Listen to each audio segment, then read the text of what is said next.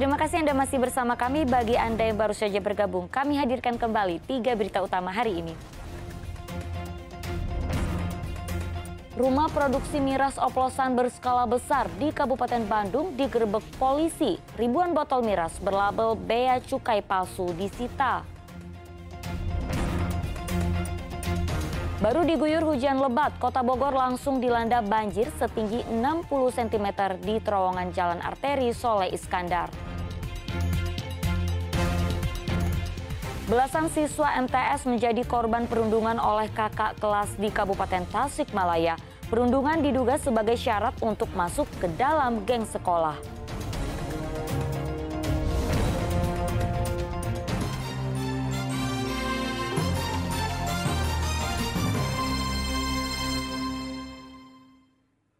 Video kekerasan yang dilakukan siswa MTS kepada adik kelasnya beredar di media sosial. Usut punya usut, kekerasan ini diduga sebagai syarat untuk masuk ke dalam geng sekolah.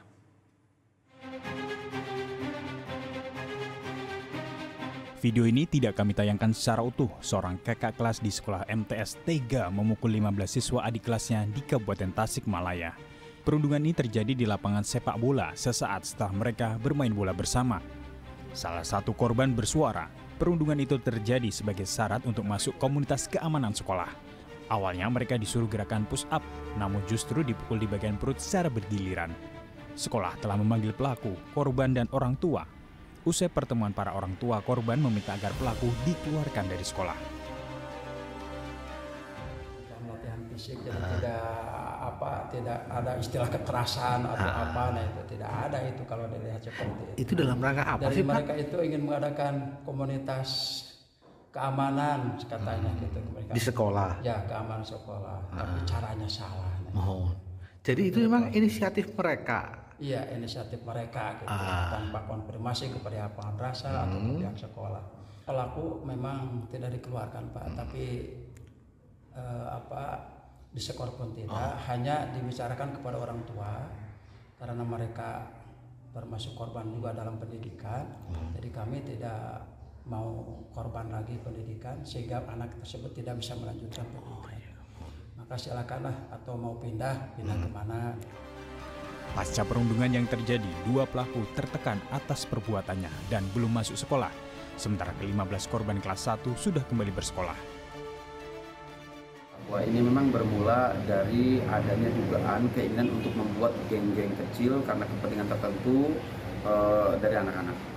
Terus kemudian setelah kami melakukan pendalaman bahwa memang kondisi psikologi korban hari ini alhamdulillah mengalami perbaikan setelah kami melakukan pertemuan, dan kondisi terduga pelaku karena memang viralnya video ini juga mengalami tekanan psikis yang luar biasa, sehingga baik terduga korban maupun terduga pelaku kami lakukan asesmen pendampingan psikis supaya bisa lebih fokus lagi, bisa tenang kembali di dalam menghadapi proses ini.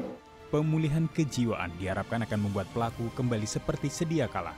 KPAID Kabupaten Tasikmalaya juga akan berikan pendampingan hukum kepada para pelaku. Eko Setiabudi melaporkan dari Kabupaten Tasikmalaya.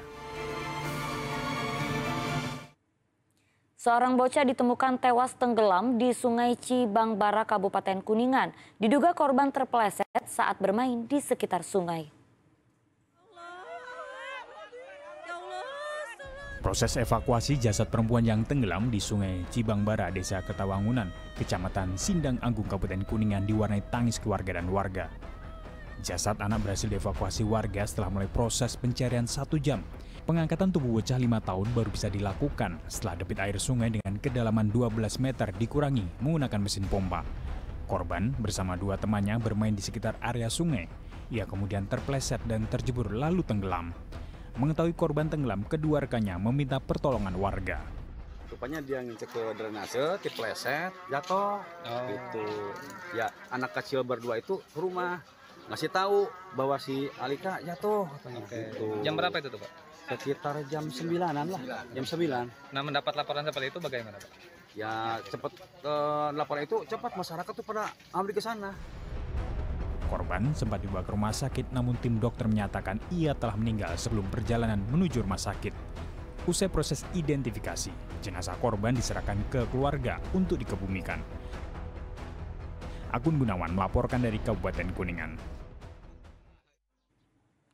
Sementara di Kabupaten Bogor, seorang siswa Madrasah Ibtidaiyah tenggelam di Sungai Cibeet. Teman-teman korban histeris lantaran nyawanya tak tertolong. Isak tangis para siswa Madrasah Ibtidaiyah seketika pecah tak kala menyaksikan seorang teman mereka tenggelam di Sungai Cibeet, Desa Pasir Tanjung, Kabupaten Bogor. Sejumlah guru dan warga berupaya melakukan pertolongan, namun nyawanya tak terselamatkan.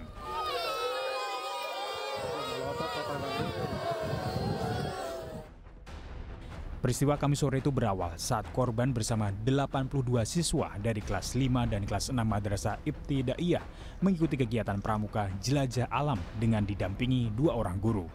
Saat kegiatan berlangsung, diduga 4 siswa keluar dari rute yang telah disiapkan oleh guru pendamping. Keempat pelajar itu turun ke Sungai Cibeet dan berenang. Naas, 1 di antaranya tenggelam, sementara 3 siswa lainnya selamat. Dari sekolah itu ada kegiatan, cuman si anak ini keluar dari trek, jadi berinisiatif dia main ke kali. 4 orang itu langsung berenang di kali, ternyata kali itu dalam. Guna penyelidikan, polisi melakukan olah tempat kejadian perkara dan memasang garis polisi di lokasi. Asep Solihin melaporkan dari Kabupaten Bogor. Ya, 8 orang remaja terkait tewasnya seorang pelajar yang mayatnya ditemukan di tempat sampah ditangkap tim Jatanras Polres Purwakarta. Dari 8 orang yang ditangkap, 2 orang ditetapkan sebagai tersangka.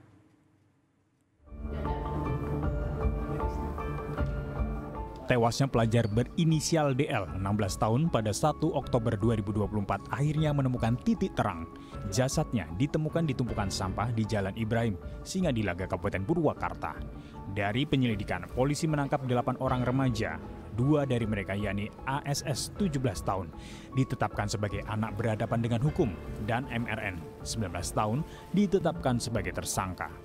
Terungkapnya peristiwa yang menyebabkan korban tewas berawal saat korban bersama 2 temannya menerima tantangan melalui media sosial untuk duel 3 lawan 3 dengan kelompok pelaku. Namun saat tiba di lokasi yang disepakati, korban harus berhadapan dengan 12 orang remaja. Korban yang berusaha kabur dengan sepeda motor mengalami luka bacokan dan terjatuh di tempat sampah. Korban dan juga ABH yang sudah kita tetapkan, anak yang berkonflik dengan hukum, melakukan komunikasi melalui salah satu sosial media untuk janjian, bertemu, dan melakukan acara. Setelah dilakukan komunikasi, bahwasanya untuk janjian acaranya itu dilakukan 3 lawan 3. Namun pada saat berpapasan dan bertemu, pihak korban 3 orang dan ternyata pihak ABH ini ada 12 orang dan berhasil kita amankan 8 orang. Polisi masih mendalami kasus ini dan masih menunggu hasil autopsi untuk memastikan penyebab kematian korban. Tidak menutup kemungkinan jumlah tersangka akan bertambah. Akibat perbuatannya, kedua pelaku dijerat dengan Undang-Undang Perlindungan Anak dengan ancaman 15 tahun penjara, serta Undang-Undang Darurat Nomor 12 Tahun 1951 tentang kepemilikan senjata tajam dengan ancaman 10 tahun penjara. Zainal Arifin melaporkan dari Kabupaten Purwakarta. Komplotan curanmor dibekuk Satreskrim Polres Tasikmalaya dengan barang bukti 15 kendaraan. 2 pelaku pencurian sepeda motor digelandang Satreskrim Polres Tasikmalaya dengan barang bukti motor hasil kejahatan. Bahkan sejumlah kendaraan masih terlihat bagus karena belum lama keluar dari dealer. Modusnya pencurian salah satunya dengan memelas meminta bantuan. Saat korbannya lengah, maka motornya dibawa kabur. Mereka menyasar korban anak-anak sekolah dan ibu rumah tangga yang dianggap lebih mudah ditipu. Usai diusut polisi, pelaku merupakan residivis kasus yang sama. Dan hati-hati modus penipuan penggelapan kendaraan motor roda 2. Ya. yang sebelumnya rata-rata dari pelaku ini adalah residivis, pelaku pencurian pemberatan, yang dulu dia menggunakan modus bongkar atau kunci stang, merusak kunci stang, sekarang bergeser dengan modus yang lebih diperhalus menurutnya, ya, dengan mencari sasaran korban yang lemah, baik itu pelajar maupun ibu-ibu, ya, dengan berbagai alasan dan modus, bahwa ada salah satunya dengan modus dia seolah-olah berpura-pura motornya rusak dan meminta bantuan kepada pelajar, sehingga pada saat si korban lengah memberikan pinjaman motor, akhirnya si tersangka ini melarikan diri dengan membawa kabur motor korban. Ada juga dengan modus dia berpura-pura mencari kontrakan, ya, menanyakan cari kontrakan, kemudian selanjutnya dia minta diantar untuk ke warung atau ke pom bensin, akhirnya yang bersangkutan melarikan motor korban tersebut.